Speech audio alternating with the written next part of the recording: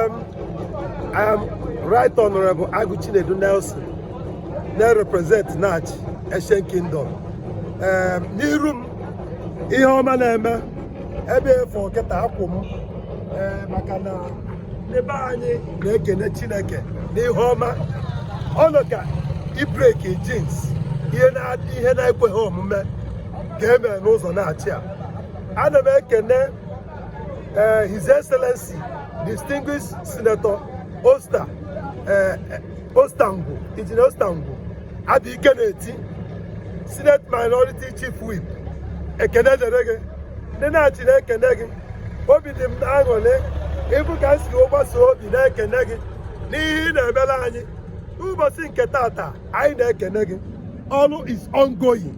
O mgbe eche na ọrụ ha na nga mana ị na-akụ ebe awogogota arọ ị na-eme n'akụkụ nke ebe a awụghị awụwo na-aga ọrụ na-aba n'ime na-achị.